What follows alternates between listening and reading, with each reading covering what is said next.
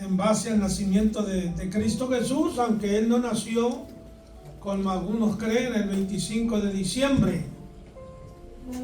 Hay muchos mitos que se practican. Uno de ellos es este. Nosotros celebramos no el día, celebramos el evento. La ocasión del nacimiento de Cristo Jesús, que no fue el 25 de diciembre. Aleluya. No fue el 25 de diciembre, se cree que fue quizá en primavera, posiblemente en marzo más o menos, pudiera haber sido el nacimiento de Jesús. Eso la Biblia no lo especifica, aparentemente no tiene tanta relevancia, ¿verdad? El día, la fecha. La persona sin Cristo quiere pruebas de todo. Escucho a un hermano a veces, él va a las universidades y enseña o trata de evangelizar, más bien dicho, a los jóvenes estudiosos, pero que ignoran todo lo que es la Biblia, lo ignoran completamente, ignoran lo de Dios, tienen conceptos o ideas muy equivocadas, muy erradas de lo que es la verdad, se van por lo que la gente dice. Y una de las cosas más malas que puede hacer uno es irse por lo que la gente dice, sin investigar minuciosamente un detalle, sin tener pruebas, sin tener evidencias contundentes, irrefutables de lo que estamos creyendo, de lo que sostenemos. La prensa es un medio de divulgar muchas mentiras, muchos mitos. Las pinturas, ya ves las pinturas que hay de la Cena del Señor, esa es muy bonita, ¿verdad? Esa pintura no necesariamente fue así como la pintura lo dice, pero puede haber sido algo parecido. Como quiera, nos trae a la mente, al corazón, ¿verdad? La última cena que tuvo el Señor con los discípulos. Hay otras pinturas que presentan a Jesús con un látigo, echando fuera a los hombres del templo. Fíjese que ese es un mito también. Eso no está en la Biblia. Si usted lo lee cuidadosamente, especialmente ahí en el libro de Juan, se da cuenta que el látigo el Señor no lo usó en la gente, lo usó en las bestias. Y a los hombres les dijo: mi casa, casa de oración será llamada. A ellos los echó fuerza con la fuerza, con la autoridad de la palabra, porque ellos podían responder a la palabra, a la voz moral, espiritual, pero las bestias no. Entonces el Señor por eso usó el látigo, pero muchos lo pintan como el Señor usando el látigo en los seres humanos. Pues hay cosas, ¿verdad?, muy incorrectas. Y lo mismo es este asunto, ¿verdad?, del nacimiento de Jesús. Entre paréntesis, no había Santa Claus en el tiempo de nacimiento de Jesús, ¿okay?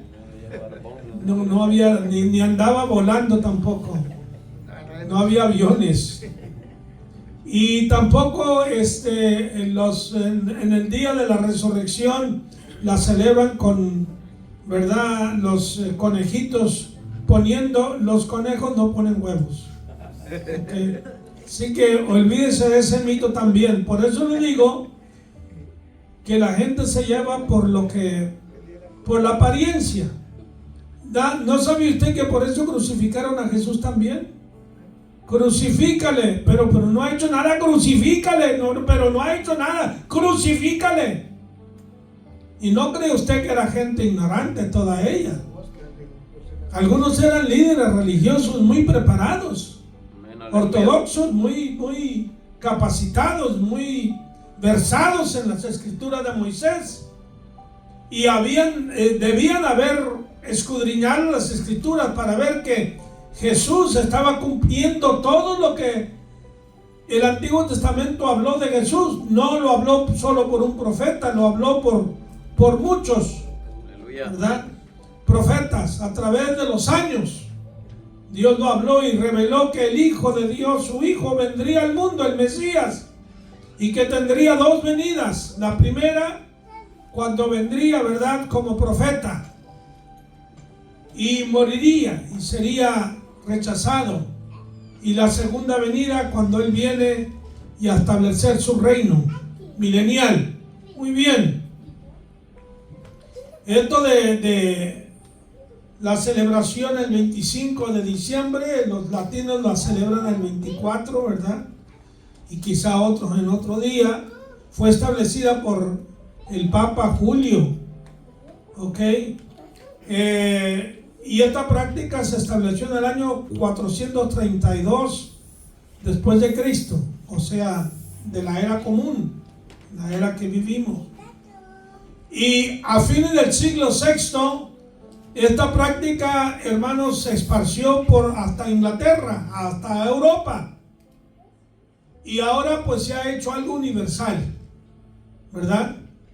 Pero ¿qué vamos a decir? Porque la estableció Julio, el Papa. No podemos gozarnos en el día de la Navidad, no podemos tener una reunión con la familia o en la iglesia.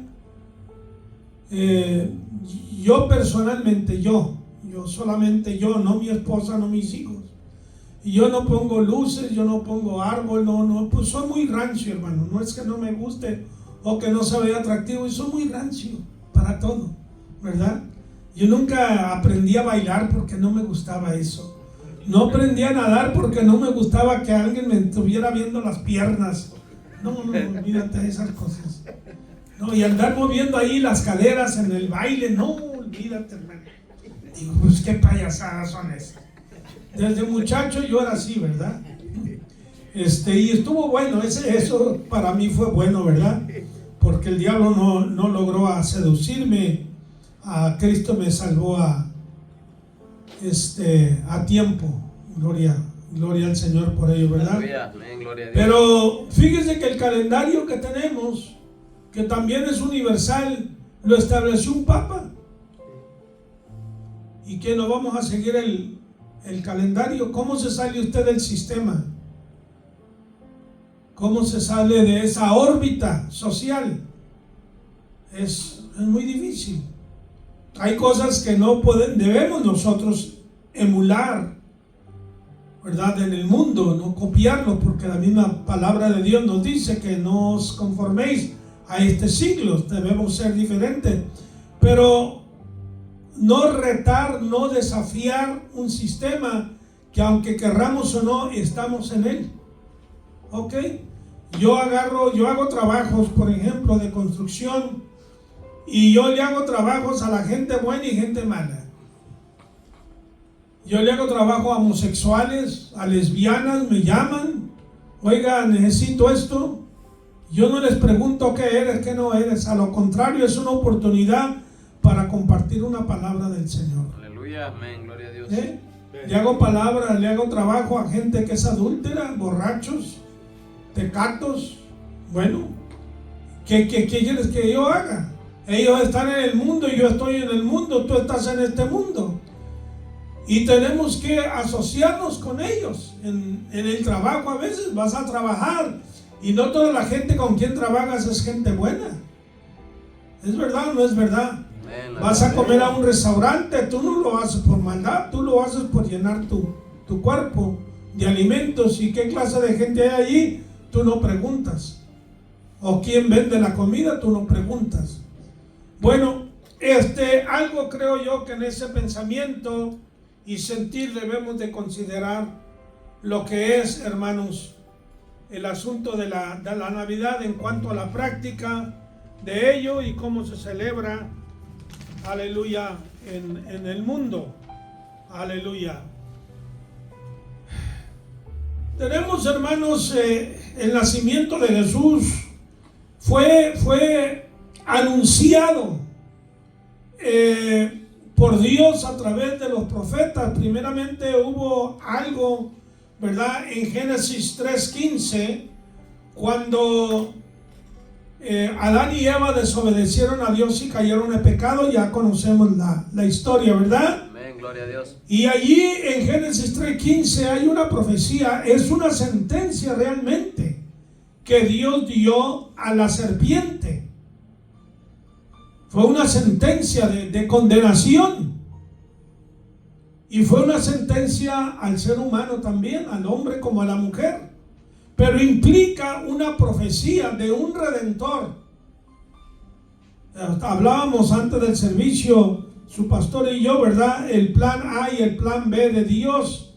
El plan A de Dios, el primer pensamiento de Dios. Y aunque la Biblia no lo describe como plan B, como plan A y B, pero puede usted deducir por lo que hay en la Biblia, que cuando Dios crió al hombre, no lo crió con el fin de que el hombre muriera. La muerte, no estableció Dios la muerte cuando crió a Adán y Eva. Todo era vida, la vegetación, los animales, el ser humano. Era con propósito que el hombre viviera y viviera y viviera y se reprodujera y fuera feliz.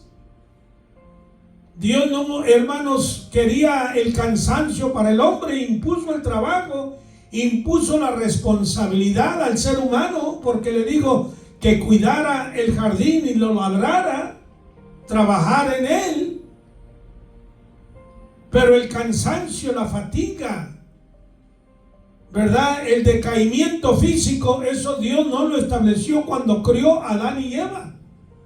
Entonces podemos nosotros deducir de ello que Dios crió un ser perfecto, inteligente, sano físicamente. Dios no quería la enfermedad, el dolor en el cuerpo humano. Eso es lo que Dios quería, lo que trajo el dolor, lo que trajo el cansancio, lo que trajo espinas y cardos a la tierra, lo que trajo la muerte, la enfermedad, la aflicción, el apuro, el afán, etcétera, fue el pecado. Y es el pecado que destruye al hombre. ¿Ok? Pero allí, hermanos, también en Génesis 3:15 está, hermanos, dicho que de la simiente de la mujer vendría quien heriría la cabeza de la serpiente, que representa a Satanás. El capítulo 12 de Apocalipsis habla de la serpiente antigua, el dragón, la serpiente antigua, que es Satanás, y habla de la mujer, que es Israel. Ahí representa a Israel, y que de Israel vendría, ¿verdad?, un Salvador, el Mesías, Cristo Jesús. Y así como fue predicho, hermanos, así aconteció. Aleluya. ¿En dónde más podemos nosotros ver? Quiero que ustedes vean que esto no fue un accidente, el nacimiento de Jesús. No fue un accidente o algo de impromptu, algo no preparado con anticipación, porque el pecado, el hombre de repente traicionó a Dios y le falló a Dios, y Dios se rascó la cabeza y dijo: pues ¿y ahora qué hago? No sé qué hacer. No, hermanos, Dios ya había preparado, dice la Escritura, que antes de la fundación del mundo, ahí en Efesios, el primer capítulo, está hablando que nos predestinó para una salvación. Antes, ¿verdad? Y Él, hermano, ofreció a su Hijo desde antes de la fundación del mundo. Ya estaba preparado en aquello. Lo vemos también en el sacrificio de Isaac, que es un tipo que hizo Abraham, obedeciendo a la voz de Dios, quien le dijo: ofréceme a tu hijo en el lugar donde yo te indicare. Y Dios lo llevó al monte Moria, que es, creo, una cordillera pequeña, el monte Sión, el monte Moria, ¿verdad? Y el monte de la calavera, donde Jesús experimentó la muerte por mano de los hombres impíos. Muy bien, entonces ahí estamos viendo también, hermanos, la tipología, las sombras, las figuras del lenguaje que usa la Biblia para ilustrar el advenimiento, o sea, la venida de nuestro Salvador. ¿Ok? Tenemos otra profecía tipológica en Génesis, comienza en el capítulo 37. Yo le aconsejo que usted en su casa lea esa escritura. Fíjese que la Biblia usualmente no usa muchos capítulos para decir algo. Usa, por ejemplo, en el Nuevo Testamento, la vida de Jesús, cuando sanó a este, sanó al otro. Hermanos, a veces en 3-4 párrafos allí narra lo que sucedió. Hubo excepción, por ejemplo, con la resurrección de Lázaro, ¿verdad? Porque es algo muy trascendente, es algo que da un mensaje futurístico, ¿verdad? De la resurrección de los muertos en Cristo Jesús. ¿Ok? Pero también vemos en Génesis capítulo 37 y se extiende hasta el capítulo, no sé, 45, 46, 47 por ahí. Por lo menos hasta el 44, 45 de Génesis. Así que tenemos ahí unos 7, 8 capítulos que narran la vida de José. Y si estudiamos analíticamente, hermanos, todos los eventos en la vida de José son paralelos a la experiencia de Cristo Jesús, a la vida de Cristo Jesús. Él es una sombra y figura. Para mí es la persona en la Biblia, aunque fíjense que José no se conoce como un profeta, vamos a decir como Isaías, Jeremías, pero sí lo fue, profeta José, porque recuerdan que reveló los sueños que tuvieron aquellos presos que estaban con él, juntamente con él. Le reveló también a Faraón lo que había de venir. Dios le reveló a José y José se lo reveló, se lo explicó, se lo dijo a Faraón. Así que en ese sentido fue un profeta, sí, hermano. Sé que está hablando bajo el tema del nacimiento de Cristo, o sea, la Navidad que le llaman comúnmente, que se ha extendido desde Europa por todo el mundo. Mi pregunta es, hermano, ¿importa la fecha en que una persona nace y dónde nace? ¿Importa? ¿Qué piensa usted? ¿Qué puede decir de eso? Sí importa, hermano. Sí importa. Bueno, por ejemplo, le importa el lugar donde Jesús nació, porque estaba predicho que en Belén de Judea había de nacer. Y Jesús tenía que cumplir todas las profecías. Mi pregunta fue que si importa la fecha del nacimiento de una persona. No dije específicamente de Cristo, ¿verdad? Sí. O sea, fue general, que si importa la fecha en que una persona nace, hermano. Bueno, importa en qué sentido, en qué aspecto, es la pregunta que debemos hacer. Importa para propósitos aquí ahora entre nosotros, sí, importa mucho. O cualquier transacción que tú haces de la migración o legal o lo que sea, es lo primero que te preguntan, ¿verdad? ¿Qué edad tienes? Dame pruebas de lo que tú tienes. Por ejemplo, yo cuando renové mi licencia esta última vez, no me dieron los años que me daban antes, 10 años para renovar. Ahora me acortaron los años, porque allí, no puedo mentir, allí dice la edad que tengo. Aunque esta semana, ¿verdad?, de unas personas, fui al Dennis a comer, y no sé por qué se ofreció cuando iba a pagar, me preguntaron o algo así, y unas mujeres que estaban ahí de mi edad, le dije, no, yo soy un hombre ya viejo, muy viejo, y no puede ser. ¿Y qué edad crees que tengo? Una de ellas me alegró, digo como 61. ¿Qué va? No le di un beso porque no debo, ¿verdad? Otra dijo que 58 años y la otra dijo pues más o menos. No, cuando yo le dije que tenía 83. ¿Cómo? Sí. Entonces, por asuntos de esos legales, sociales, en nuestro tiempo significa mucho.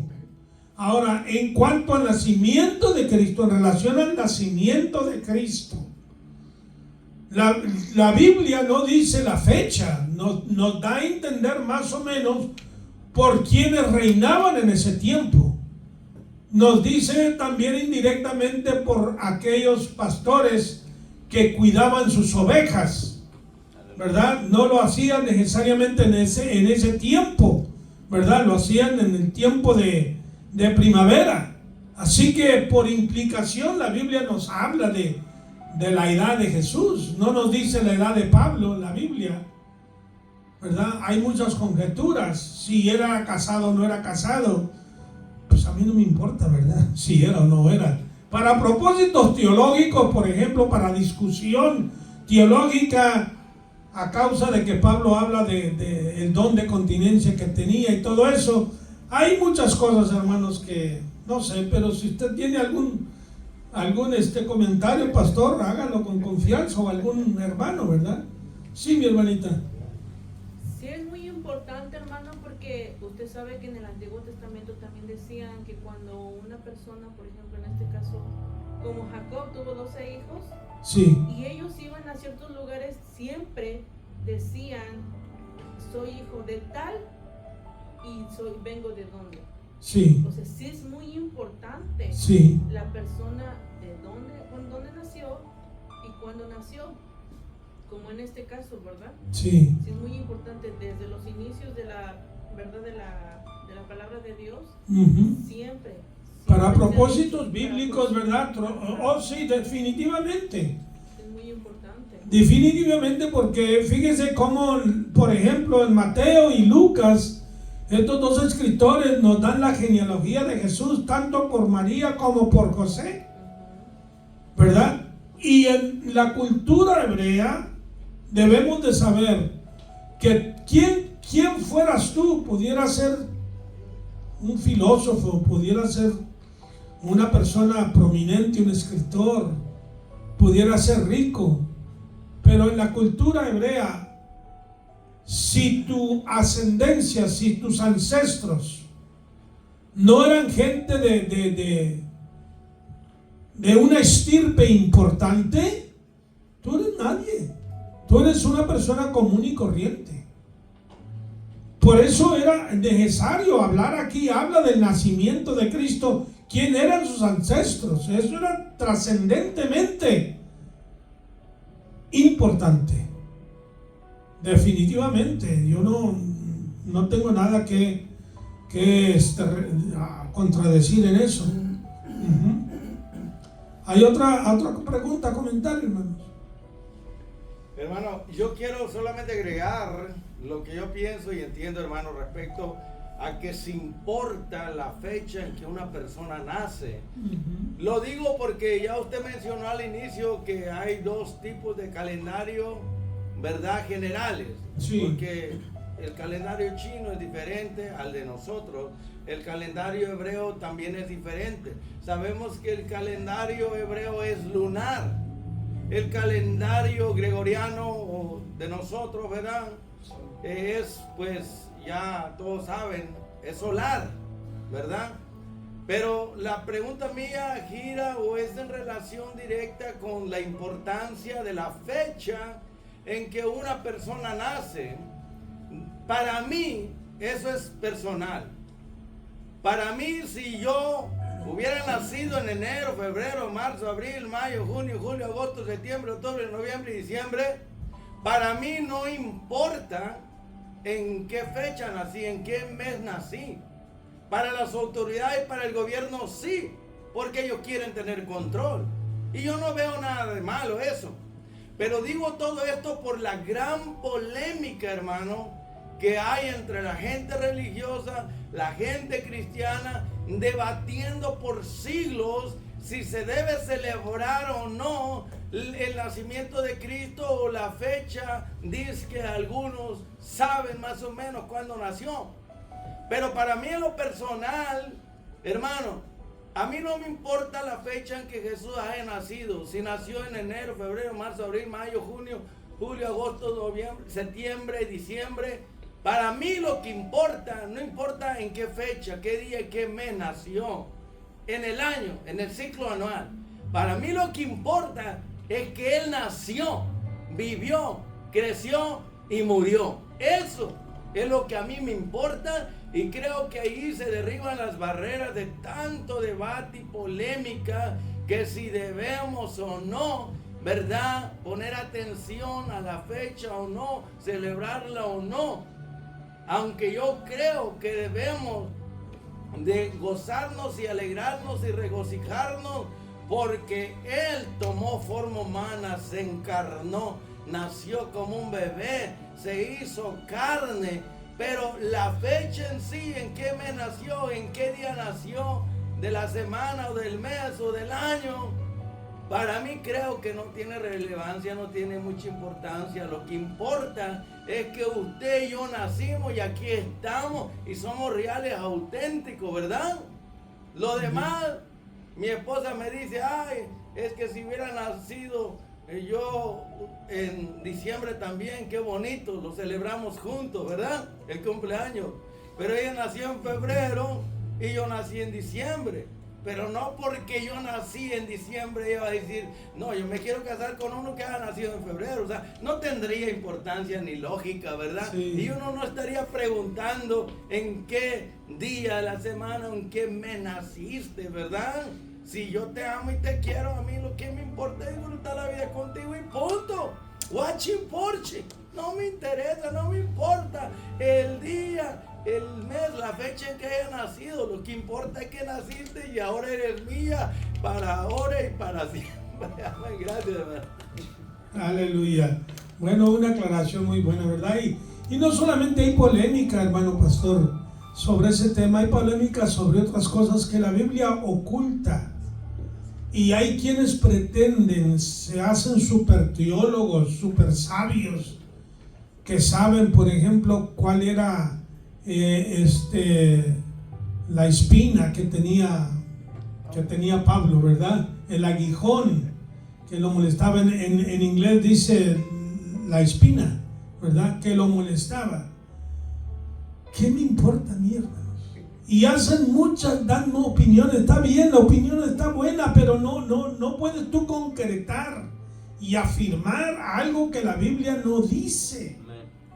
Podemos dar opiniones, podemos expresar, pero es un pensamiento solamente. Pero ¿en qué se basa esa opinión, ese pensamiento? No tiene base.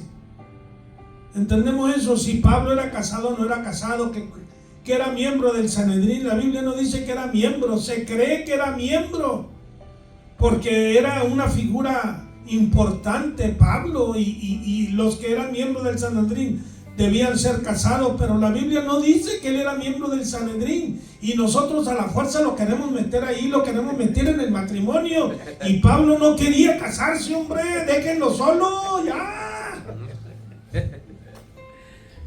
Aleluya. Bueno, gloria a Cristo Jesús. Solamente quiero recalcar un poquito sobre esto, hermano, las profecías que apuntan al nacimiento de Jesús. ¿Está bien? Ok. Y estamos allí en José, mire, y yo me quebranto cada vez que yo leo esta historia de José. No sé, hermano, me quebranto. El Espíritu Santo del Señor me toca en una forma muy fuerte, porque lo que yo veo en él y lo que yo veo en la vida de Jesús es hermanos, un paralelo extraordinariamente bello, un panorama hermoso de los acontecimientos. Aún fíjese como cuando Judá, su hermano, no el mayor, el Rubén era el mayor, ¿verdad? Pero Judá intercede ante José, no sabiendo que era su hermano, sino solamente en ese momento lo conocía como casi como un emperador, ¿verdad? Como un príncipe importante en Egipto, responsable por la provisión al pueblo. Pero Judá está intercediéndole a José por su hermano que habían dejado allí. ¿Quién era Benjamín, verdad? Lo habían dejado. Y está Judá intercediendo por él. Y luego yo leo el capítulo 17 de Juan. Y veo la intercesión de Jesús por los suyos. Amén, aleluya. Digo, wow, qué asombroso, qué maravilloso, qué bello aquello. La pasión, hermanos, que hay, es algo tan tremendo como sus hermanos cuando vinieron a pedir comida, sus hermanos no lo conocieron, pero José sí los conoció. Cuando Jesús vino la primera vez, su pueblo no lo conoció, Amén. pero Jesús sí los conoció. ¿Entendemos eso? Y entendemos que en la segunda venida, hermanos, Israel va a verlo. Ahí nos describe Zacarías, ¿verdad? ¿Cómo lamentarán? Como el que se lamenta por la muerte de su hijo primogénito. Herirán su pecho, lamentando porque crucificaron y por tantos siglos negando que Jesús era el Mesías. ¡Wow! Tan cerca de ellos y a la vez tan lejos de ellos. Lo que es la terquedad, lo que es el capricho, lo que es la ceguedad, la ceguera. Esto nos enseña a nosotros, hermanos, a tener un criterio más amplio, ¿verdad? De pensar y saber que no siempre estamos correctos. A veces mi esposa me dice algo y le digo, no es así. Y después digo, no, pero sí es así. Dios la está usando para hablarle a esta mula, ¿verdad? De mi persona, terco, caprichoso, como Balaam. Pero yo no soy tanto en el sentido de Balaam. Bueno, hablando de Balaam, sabemos que allí en Números capítulo 24, hermanos, hay una profecía de la persona de Jesús. Vamos a leerlo rápidamente. En Números, que viene siendo que el cuarto libro, ¿verdad?, de la Biblia. Amén, aleluya. El capítulo 24.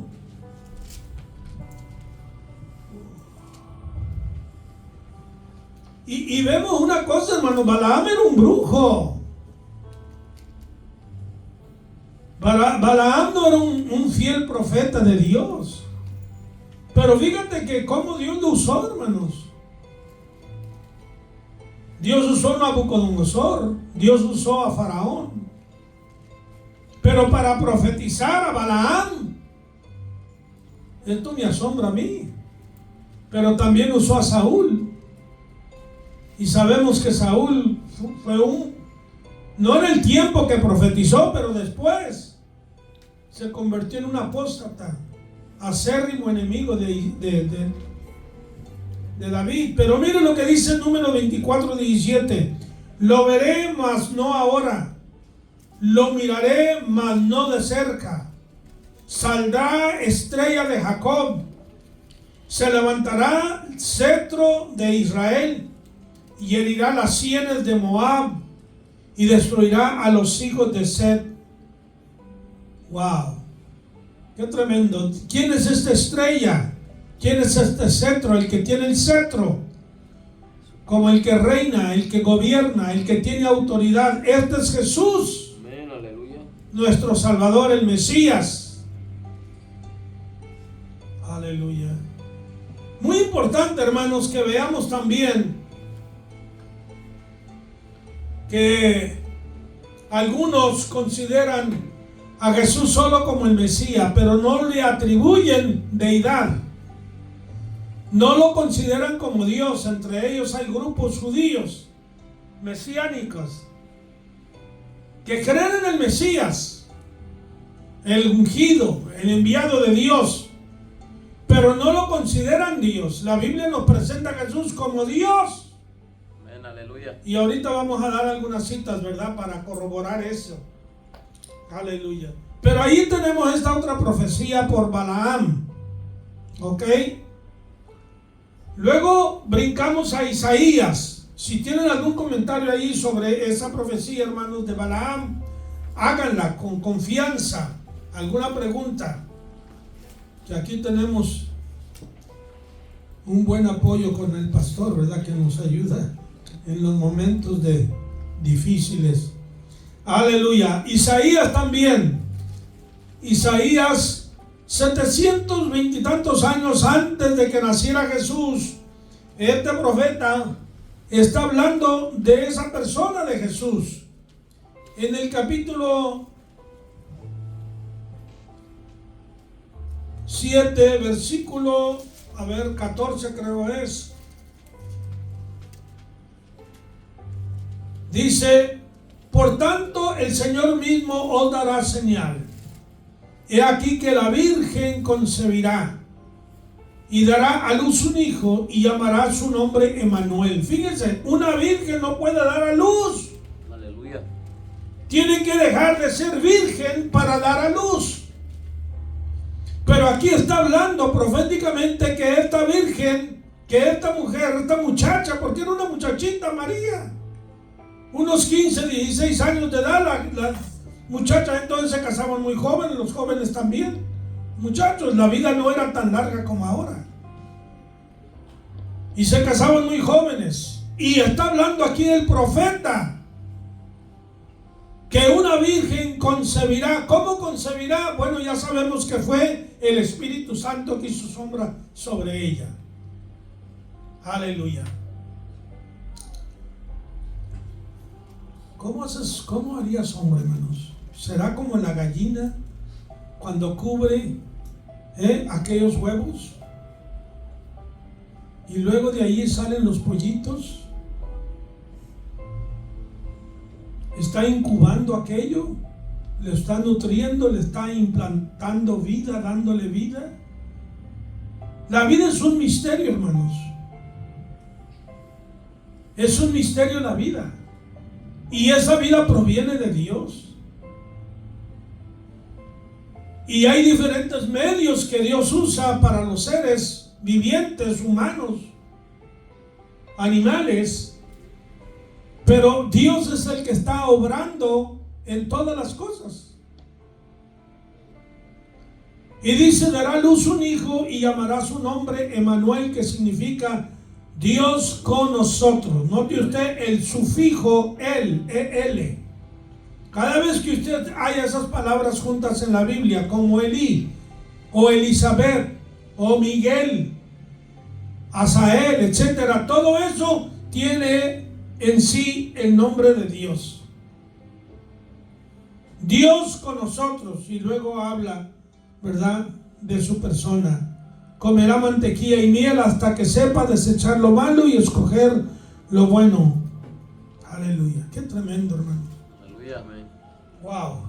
El capítulo 9 de Isaías también habla de ello, en el versículo 6 y 7. Dice: porque un niño nos es nacido, hijo nos es dado. Un niño, un hijo. Y el principado sobre su hombro. Se llamará su nombre admirable, consejero, Dios fuerte, Padre eterno, príncipe de paz. Note usted que los nombres, primeros dos, admirable, consejero, tienen solamente una palabra. Los demás tienen dos palabras. Dios fuerte tiene calificativo. Padre eterno, príncipe de paz. Lo dilatado de su imperio y la paz no tendrán límite. Sobre el trono de David y sobre su reino, disponiéndolo y confirmándolo en juicio y en justicia hasta ahora y para siempre. El celo de Jehová de los ejércitos hará esto. Esto es por mano directa de Dios. El celo de Dios, cuidar su nombre y su gloria y su propósito para el ser humano. Hará lo imposible, lo increíble, lo jamás visto. Aleluya. Ahora vamos acá vamos a Mateo, hermanos.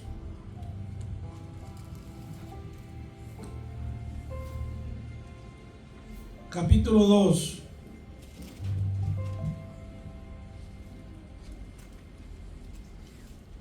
Cuando Jesús nació en Belén de Judea, en los días del rey Herodes, se puede estudiar la historia de Herodes, la historia secular, le habla de esto. O sea que esto no es mito. ¿Ok? Hay historia. Vinieron del oriente a Jerusalén unos magos. Del oriente. ¿Qué estaba al oriente de Jerusalén? East. Está Babilonia. ¿No recuerdan ustedes que 500 años antes de este evento, casi 600 años antes, fue llevado Daniel y mucho pueblo a Babilonia? Fueron transportados por Nabucodonosor y estuvieron allá 70 años. Y recuerdan ustedes que Daniel era jefe, fíjense usted, de los sabios. Y como era jefe de ellos, de los magos, astrólogos y todo, aunque él no practicó esas cosas, pero estaban dentro del mismo grupo. Recuerden que cuando Nabucodonosor se halló burlado por los magos y astrólogos, mandó a matar a todos los sabios, entre ellos estaba Daniel. Quiere decir que estaban en el mismo grupo. ¿Ok? Pero Daniel era un profeta distinguido, diferente a esos magos y astrólogos que adoraban, ¿verdad? Saben que Babilonia estaba atestada de idolatría, de todo mal.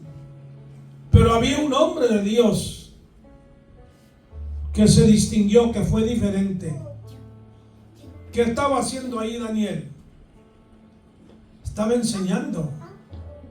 Y su impacto fue tan grande, fue tan fuerte, que esto perduró aparentemente por siglos. Repercutió en esos líderes.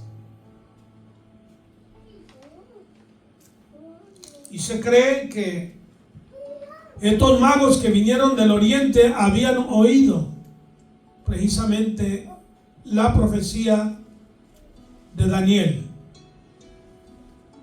diciendo: ¿dónde está el rey de los judíos que ha nacido? Porque su estrella hemos visto en el oriente. La estrella que profetizó Balaam. Y venimos a adorarle. Qué actitud tan preciosa. Venimos a qué? Por una curiosidad, a ver si es verdad o no. Venimos para reportar, para hacer publicidad, hacernos famosos. No, venimos a adorarle. Gloria a Dios. Ahora esa jornada, hermanos, era larga. Ahora usted viaja 500 millas en un avión en una hora. Pero eso tardaba, hermanos, días, meses. Venimos a adorarle. Oyendo esto, el rey Herodes se turbó. Me gustan esas palabras. Y toda Jerusalén con él. Me atrevo a decir, hermanos, porque soy algo osado a veces para decir más allá de lo que está dicho. Pero me atrevo a decir con osadía que no solo se turbó Herodes y toda Jerusalén, se turbaron los demonios. Aleluya, gloria a Dios. Que están en el infierno. Se turbó Lucifer, Satanás. Amén, gloria a Dios. Estos hombres vienen y están dando un mensaje: venimos a adorar al rey de los judíos. Herodes se turba: ¿quién me va a sustituir? ¿Quién es mi rival? ¿Quién quiere el reino? Y se turbó toda Jerusalén. Entonces dice: y convocados los principales sacerdotes los escribas del pueblo de los judíos. Herodes, un pagano, edomita, va ahora a los judíos, maestros, rabinos, conocedores de las profecías, ¿dónde había de nacer el Cristo, el ungido? Ellos le dijeron, en Belén de Judea, porque así está escrito por el profeta Miqueas, capítulo 5, habló de esta profecía. Tú, Belén de la tierra de Judá, no eres la más pequeña entre los príncipes de Judá, porque de ti saldrá un guiador que apacentará a mi pueblo Israel. Wow. Pensemos en esto, hermanos, la grandeza de nuestro Cristo, su gloria, su poder, su majestad, sus atributos. Y dejando todo aquello por venir a nacer no en Jerusalén, no en Roma, no en Atenas, sino en un poblado pequeño, casi suburbio de Jerusalén. Una aldea pequeña, desconocida. ¿Qué profetas nacieron de allí o salieron de allí? ¿Qué filósofos? ¿Quiénes? Grandes reyes. Allí viene a nacer nuestro Salvador. Desde el mero principio de su vida se identifica con la pequeñez, con la pobreza, con lo insignificante. ¿Y qué nos dice 1 de Corintios? Capítulo 1. Que lo pequeño de Dios es más grande que los hombres. Lo débil de Dios es más poderoso. Lo insignificado, lo que el hombre desprecia y desecha, es lo que Dios escoge. Aleluya, amén. Wow. ¿Qué lección nos dan, hermanos? Amén. Aleluya. Queremos ser como Cristo. Amén. Amén, aleluya. No busquemos la gloria de los hombres, hermano. No busquemos la fama de los hombres, los aplausos. Déjense de esas cosas. Vamos a venir a adorarle. Amén, aleluya. A darle tributo, a rendirle honor y homenaje, a exaltar su nombre, a reconocerlo como lo que Él es.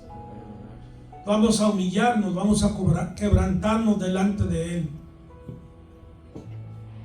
Ahora Jesús comienza a cumplir todas las profecías que se hablan de Él. Si una profecía dicha de Jesús, óigame bien, de las que dijo Miqueas, como aquí, de las que habló Isaías, de las que hablaron los profetas como Zacarías, etc. Si una profecía de la persona de Cristo no se cumple, Él no es el Cristo. Amén, gloria a Dios. Todas las profecías tenían que cumplirse. Y recordemos, hermanos, lo meticuloso de las escrituras, lo detallado, lo puntilloso, lo acertado. Cuando Jesús dijo ahí en Mateo 5, 17 y 18, no penséis que he venido a abrogar o a quebrantar la ley o los profetas, o sea, lo profetizado por los profetas, o la ley de Moisés. No he venido a quebrantar, a violar, sino que he venido a cumplir. Todo tiene que cumplirse. ¿Quién lo cumplió? Jesús. No tú, no yo. Nosotros hemos quebrantado la ley 1000 veces, pero Jesús lo cumplió por ti y por mí, y por Israel también. Wow. Aleluya. Qué tremendo, ¿no? ¿Hay alguna pregunta, hermanos? ¿Algún detalle aquí? Por favor.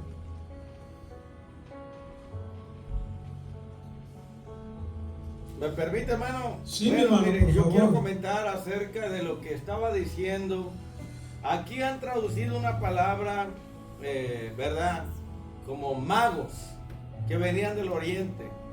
Algunos ubican esa localidad como Persia, otros como Babilonia, pero en realidad se ha descubierto que no eran magos tipos como No. los conocemos hoy. Eran sabios. Que la palabra correcta debió haberse traducido como sabios, y a los sabios le llamaban a los que eran como tipo astrónomos, Sí, que estudiaban los planetas, que estudiaban, no eran astrólogos, sí. sino astrónomos. Astrónomos. Y esa es una ciencia buena y correcta, ¿verdad? Entonces, ya sea que hayan venido de Persia o hayan venido de Babilonia, no importa mucho. Lo que importa es pensar que ellos eran paganos, ¿verdad? Eran inconversos, eran idólatras. Mas, sin embargo, quiere decir que también leían las escrituras de los judíos, porque se cree que cuando la Biblia fue traducida del hebreo al griego, ¿verdad? La gente griega o gentil o idólatra comenzaron, ¿verdad?, a comprar ciertos volúmenes y a estudiar para conocer acerca del Dios de Israel, y por eso había muchos, como le llaman en la escritura, convertidos, ¿verdad?, al judaísmo, que tiene su nombre, prosélitos, ¿verdad?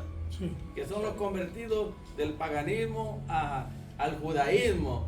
Ahora, voy con esto que es sumamente importante, que ellos tuvieron un viaje bastante largo. Ahora, no dice la Biblia que eran 3 reyes magos o 3 sabios. No. Eso ya es la tradición, lo entendemos, porque eran más de eso. Ellos viajaban en caravanas cuando tenían que hacer un viaje largo. Se cree que posiblemente fueron 3 meses o más, ¿verdad? Porque iban lento, ¿verdad? El viaje tan grande que hicieron, creyendo, como eran astrónomos, miraron esa estrella, y de seguro que ellos leyeron el libro de Números, ¿verdad? Y gentiles creyendo en la primera venida del Mesías. Qué tremendo, que muchas veces hay muchos cristianos, disculpe que diga la palabra, ignorantes de las escrituras, mientras que hay muchos inconversos que saben más Biblia que ciertos cristianos, hermano. Porque ellos indagan, ellos estudian, aunque no sean creyentes, a ellos les interesa saber si lo que dice ese libro sagrado llamado la Biblia es verdad o no, ¿verdad? Ahora, disculpe que me alargue en este comentario, hermano. Ya dijimos que no eran 3 reyes magos, que eran más sabios del oriente, que eran astrónomos, estudiosos de los planetas. Por eso ellos miraron la estrella, quiere decir que eran pues astrónomos, ¿verdad? Y la fueron siguiendo, y la estrella, fíjese, la providencia de Dios los guió hasta el lugar correcto de la Tierra Santa, ¿verdad?, donde había de nacer. Pero hay un punto importante que a veces no se piensa ni se explica. Se confunde el nacimiento, el lugar de nacimiento de Jesús, que fue en Belén de Judea, con Jerusalén o con Nazaret, cosa que no es correcto. Quiere decir que los magos llegaron ya tarde. Cuando los magos llegaron a la Tierra Santa, Jerusalén, ya Jesús tenía 2 años. Y ya estaba viviendo, ¿en dónde? En su casa, hermano. Pero la tradición quiere enseñarnos que realmente llegaron y le ofrecieron regalos cuando nació en Belén. Y eso no es correcto, hay una gran diferencia, ¿verdad? Y esa observación es muy importante para nosotros, ¿verdad? De que nació en Belén de Judea, ¿verdad? En un pesebre. Pero 2 años más tarde llegaron los astrónomos y lo andaban buscando, y se sorprendieron tanto porque los líderes religiosos encargados, que ellos deberían de saber más que los paganos, ellos no sabían de qué estaban hablando, y todos, ¿verdad?, se asombraron y entró temor en ellos. ¿Qué es lo que estaba pasando? Y el rey Herodes, por miedo a perder su trono, dijo: hey, si ya nació un rey para los judíos, yo soy el rey. ¡Ja! A mí nadie me va a quitar de mi trono. ¿Y qué hizo entonces? Indagó dónde estaba y el tiempo y todo, y pues mandó una comitiva de soldados a buscarlo para matar a todos los niños menores de 2 años para abajo. Quiere decir que así le informaron y esa era la edad que tenía Jesús cuando vino la gran persecución y comenzaron a matar a todos los niños de 2 años abajo, hermano. Me llama mucho la atención cómo estos líderes religiosos no sabían nada de las profecías o no les importaba. ¿Por qué? Porque confundieron las dos venidas del Antiguo Testamento, como hoy en día también están confundiendo la segunda venida con el llamado rapto, ¿verdad? Cosas que realmente, si estudiamos, nos vamos a dar cuenta que en el Antiguo Testamento usted está hablando de la venida de Cristo, pero hay dos venidas. Está la primera venida, que Él iba a venir manso como un cordero para morir por los pecados del pueblo, para redimirlo, ¿ok? Isaías 53. Pero está la segunda venida, donde Él viene como un guerrero montado en un caballo victorioso con el ejército celestial para aplastar a los enemigos de Israel. Pero los judíos agarraron lo que les convenía, ¿verdad? Y como Dios le plació revelar a unos pastores humildes, sencillos del campo acerca del nacimiento de Jesús. Y uno se pregunta por qué no fueron a Jerusalén, a los grandes, a los políticos, a los religiosos, al rabinato, a las escuelas rabinas, a los líderes religiosos. ¿Por qué Dios no se les reveló a ellos allá, verdad? Porque ellos no estaban esperando a un Mesías que iba a venir manso y humilde como un cordero.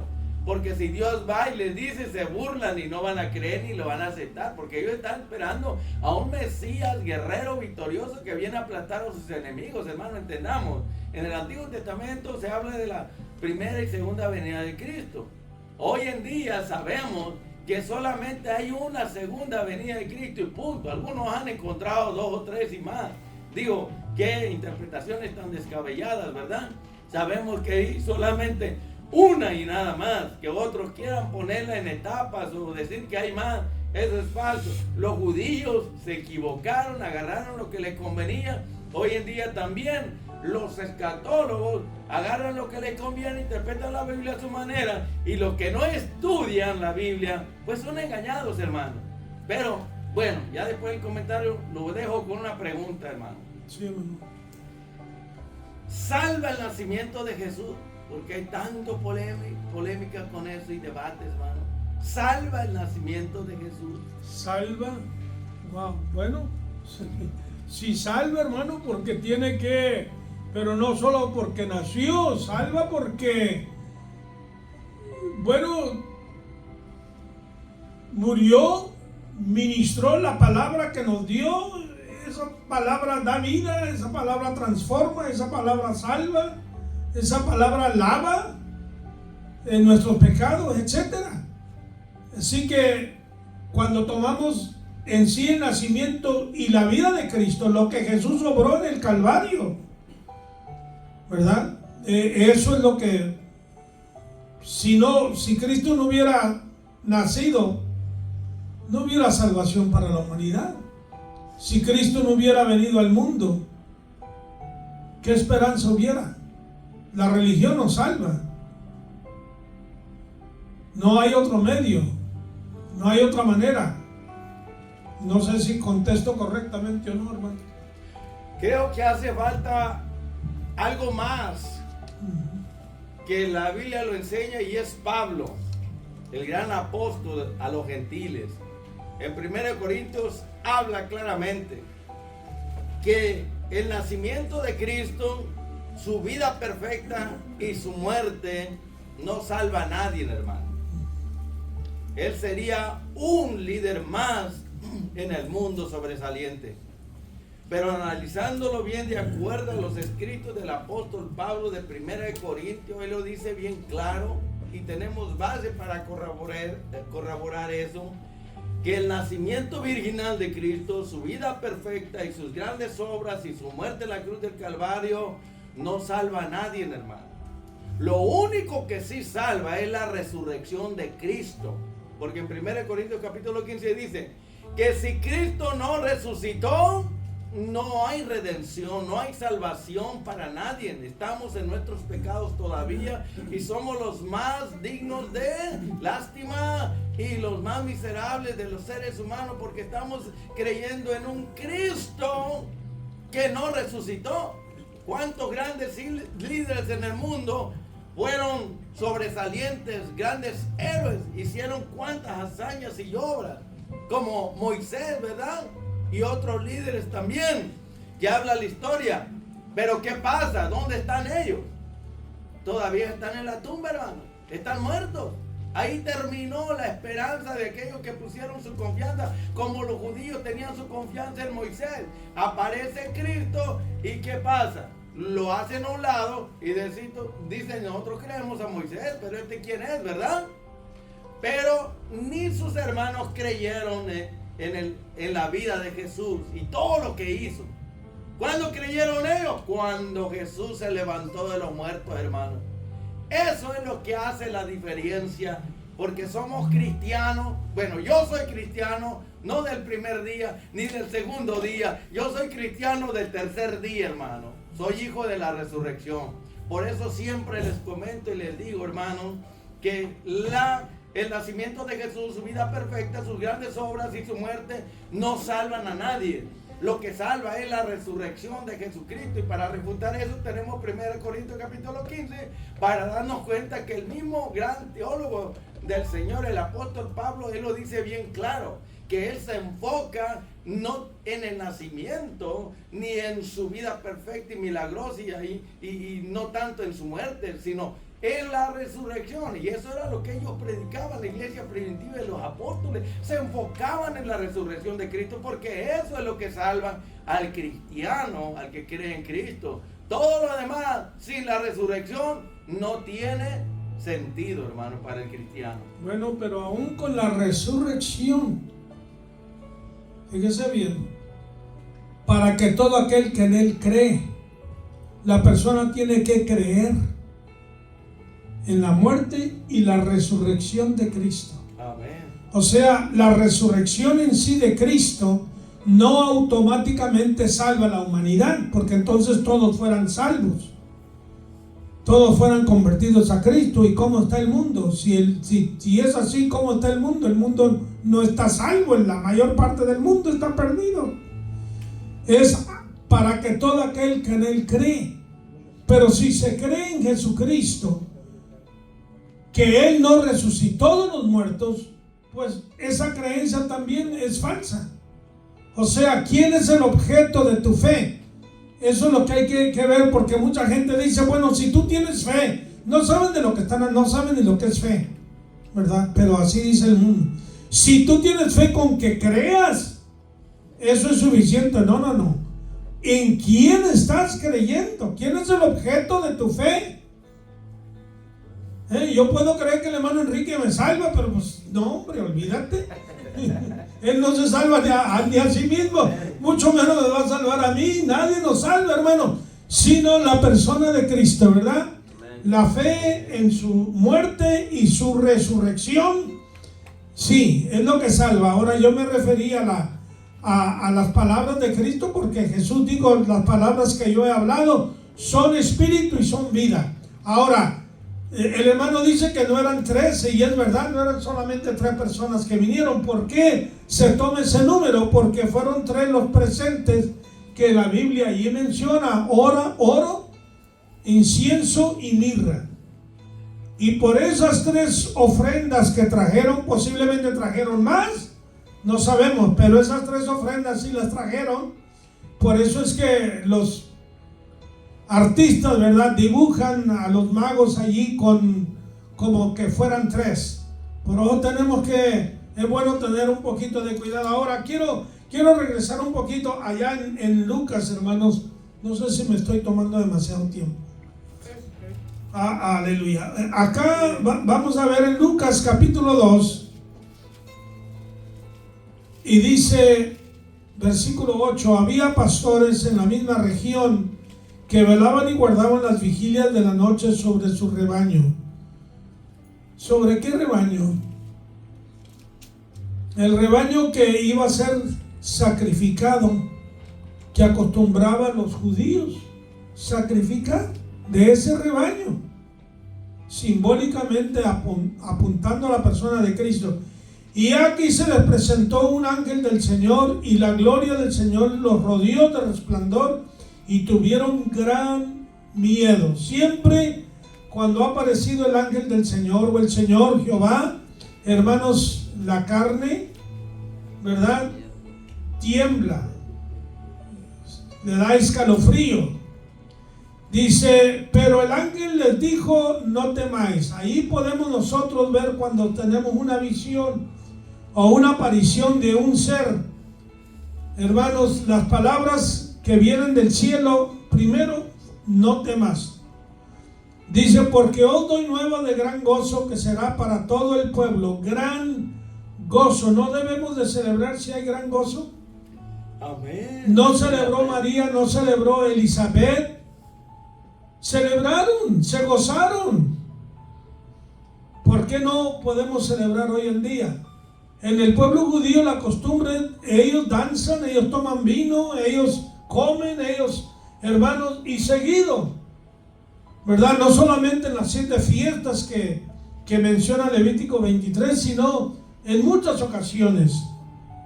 Aleluya. Hoy dos nuevos de gran gozo, que será para todo el pueblo. O sea, no es exclusivo para unas personas. Que os ha nacido hoy en la ciudad de David un Salvador, que es Cristo el Señor, en Belén. Y esto servirá, note usted estas palabras, esto servirá de señal: hallaréis al niño envuelto en pañales, acostado en un pesebre. 2 señales aquí sobresalientes. Una es envuelto en pañales, segundo, un pesebre. Un pesebre de un establo de animales. Los niños no acostumbraban a hacer en un pesebre, hermanos. ¿Ok? Los niños no nacen en un pesebre, pero este Hijo de Dios, el Rey de Reyes, Señor de Señores, nace en un pesebre. Esa es una señal. La segunda señal es envuelto en pañales. Pero alguien dirá, hermano, pero los niños todos son envueltos en pañales cuando nacen. ¿Cuál señal es esa? ¿Qué cosa de distinción hay ahí? Ahí no puede haber ninguna distinción. Porque envuelto en pañales, bueno, pues todos los niños que nacen los envuelven, sí. Pero debemos de entender una cosa aquí. Y esto ya lo sé de 2 fuentes. De 2 fuentes. ¿Recuerdan ustedes que Zacarías, el esposo de Elizabeth, padre de Juan el Bautista, él era sacerdote? Y eran avanzados en edad, ya viejos. Zacarías estaba ya para finalizar sus funciones sacerdotales cuando nació Juan. Juan era 6 meses mayor que Jesús. ¿Recuerdan que a los 6 meses fue María a visitar a su pariente Elizabeth, una muchacha con una anciana? Tanto el nacimiento de Jesús fue un milagro, como el nacimiento de Juan el Bautista fue una anciana. Casi como la experiencia de Sara, la mujer de Abraham. Ahora, las vestiduras de los sacerdotes que se jubilaban eran usadas para hacer pañales para ciertas personas distinguidas que fueran a nacer o que nacieran. Ok, esto lo he ya leído en 2 fuentes, creo que son fidedignas. Así que Jesús estaría envuelto en pañales, muy posiblemente de la vestimenta sacerdotal de Zacarías, el sacerdote que se estaba jubilando. Y de esta manera estaba pasando simbólicamente el sacerdocio de Zacarías a Jesús. Recordamos que Jesús vino como profeta, va a venir como rey, pero en el intervalo Jesús es sacerdote porque está intercediendo. Amén. Gloria a Dios. ¿Ok? Amén. Entonces, esto yo creo que debemos de considerarlo. Aleluya. Y bueno, ya vemos en el versículo 14, las huestes celestiales alababan a Dios y decían: gloria a Dios en las alturas y en la paz buena voluntad para con los hombres. Gloria a Dios. Wow. Bueno, ya sabemos, hermanos, ya no voy a callar y no me callo. Tantas promesas hechas, ¿verdad? Si no le cree, pregúntele a mi esposa. Bueno, ya mire, en Filipenses, quiero darle nada más una o dos escrituras. En Filipenses capítulo 2, dice, versículo 5: haya pues en vosotros este sentir que hubo también en Cristo Jesús. Este sentir lo hubo en Cristo, el cual, siendo en forma de Dios, habiendo tenido la gloria de Dios, los atributos de Dios, la deidad divina, ¿ok? No estimó el ser igual a Dios como cosa a que aferrarse, a capricho, decir: no, yo tengo esta gloria, yo no me voy a despojar de esto, y yo no puedo salir de mi puesto y ser más humilde que lo que soy. Yo soy Señor de señores. Dice: sino que se despojó, se vació a sí mismo, tomando siervo de hombre, hecho semejante a los hombres. Muy importante saber que durante la vida de Jesús, Jesús nunca dejó de ser Dios, pero nunca usó sus atributos como Dios.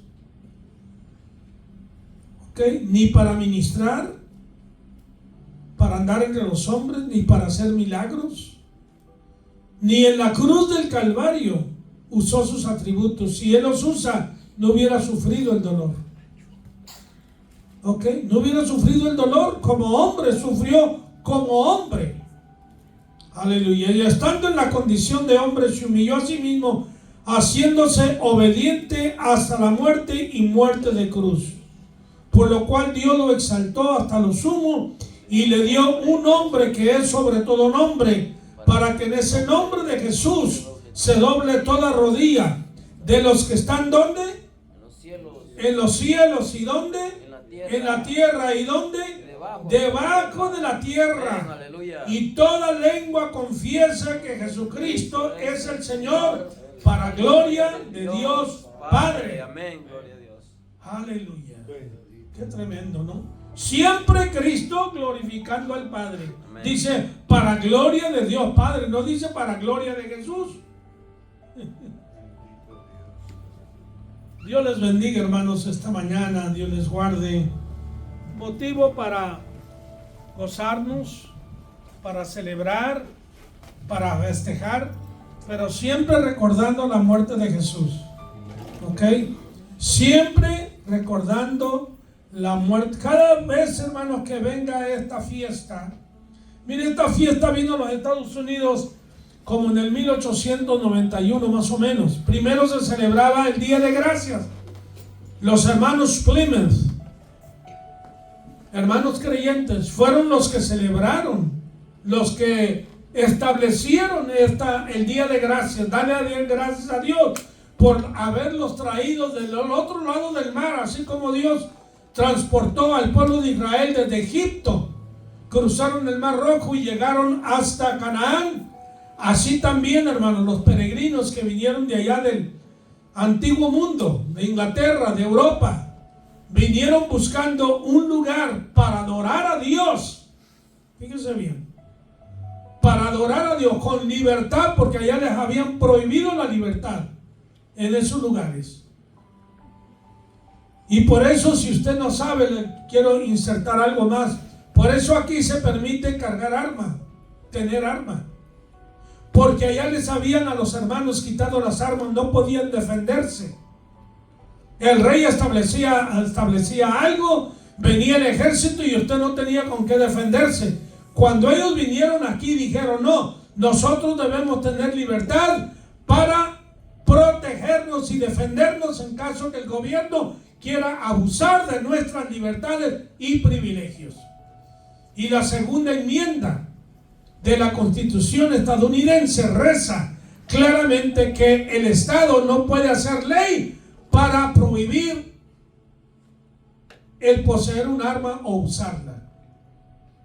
Y el Partido Demócrata una y otra vez ha querido abolir esa enmienda, porque quieren desarmarnos a fin de abusar y hacer lo que ellos quieran, como hicieron cuando el COVID, donde te exigían la máscara, cosa que no había sido comprobado científicamente, y hasta el día de hoy no se comprueba que la máscara te protegía del COVID, hasta el día de hoy. Pero quisieron intimidar al pueblo y controlarlo, y a las iglesias evangélicas y católicas les prohibieron tener sino solamente un pequeño porcentaje, 10%, 25% de la congregación. Pero a los musulmanes no les prohibieron tener toda la cantidad de gente que ellos quisieran. Aquí, estoy hablando aquí en Estados Unidos. También en Australia, también en Canadá. A los musulmanes les dieron todos los privilegios. Y a nosotros nos quisieron robar. Dios les bendiga, hermanos. Dios les guarde.